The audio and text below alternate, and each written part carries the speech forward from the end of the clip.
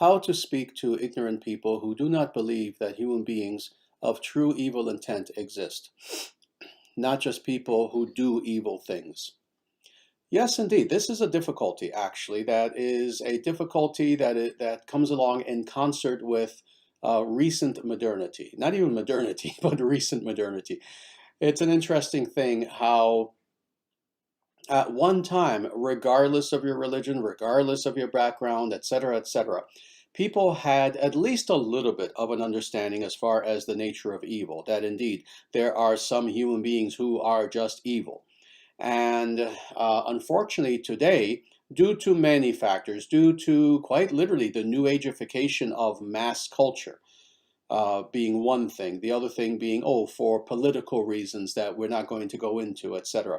But let me just say, it has been in the interest of some indeed evil people. And in fact, this in itself will kind of give you a very good clue as far as why some people say this. It is in the interest of some evil people who actually have power to have convinced the rest of humanity that there's no such thing as an evil person. You see, if you were an evil person, would that not be in your interest? To have everyone believe, oh, there's no such thing as an evil person when you yourself are. So that's part of the explanation as far as what happened. But as far as dealing with the exact question that you're asking, and that is, how do we speak to such people who are ignorant?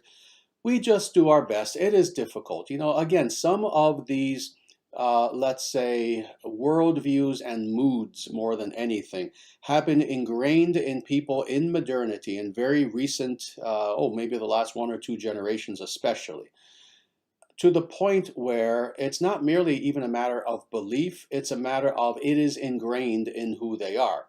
That at this point, they cannot believe that there is such a thing as an evil person, that no matter how evil a person is, oh, if you just kind of coddle them enough and give them psychological counseling and put your arm around them and try to sympathize, etc., oh, it may take time, but in time they will change who and what they are.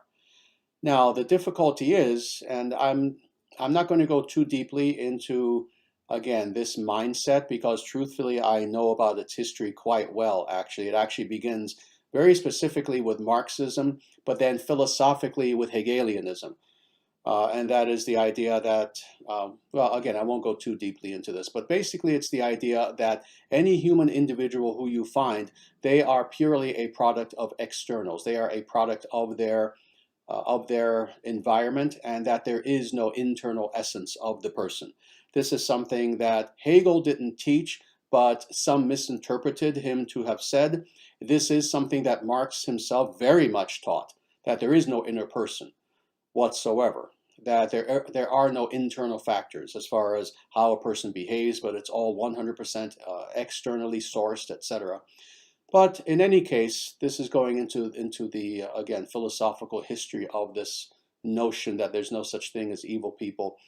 The truth of the matter is, today, we do indeed find many people who believe this, and it is something that is extremely harmful. Because, of course, when you are dealing with evil people and you don't believe that they actually are evil, what you're doing is opening up all routes by which now they have the ability to fully exercise their evil upon others while tricking you, while convincing you that no, they just need a little bit of reform, they just need a little bit of TLC, etc., while convincing you of that. Behind your back, they're continuing to do all their evil. So unfortunately, this is a mindset that, while seemingly founded and sourced and grounded in compassion, is in actuality the very opposite. Because to show compassion to evil people is to show hatred, really, toward good people. Because when we waste our compassion against individuals who are abusers, true abusers of others, in whatever way we can think of, what we are then doing is we are allowing them to continue that abuse. Now, as far as how we convince such individuals, it is difficult. I don't have a strategy for you because, again, it's not simply a matter of philosophical clarification. It's a matter of such attitudes being so ingrained in the person to the point where it is a part of their worldview. It is a very integral, essential part of their worldview. It is a part of them at this point. This is the very sad nature of deep propaganda and brainwashing, is that it's one thing to change people's mind. It's another thing to alter their mind. And I hope you understand that this is the distinction that I'm making. So it's not merely a matter of that is, these individuals, these ignorant individuals, as you're saying, it's not merely a matter of these individuals having their intellectual, let's say, propositions, their intellectual opinions changed. No, it's a matter of these misunderstandings are so ingrained in who they are that it will take more than that. It will take experience. You see, we know, many of us have met such individuals who had this attitude, but then they themselves, in one way or another, very horribly, very sadly, will experience real evil in their life. They experience it. At that point, they now understand the nature of evil. And they no longer deny the fact that there are some people who indeed, they are unreformable.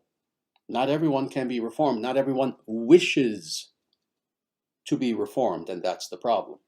So indeed, when we encounter individuals who even clinically, even scientifically, they are termed psychopaths or sociopaths, etc., pedophiles. There's no such thing as reforming a pedophile. There is no psychological mechanism by which you will reform a pedophile.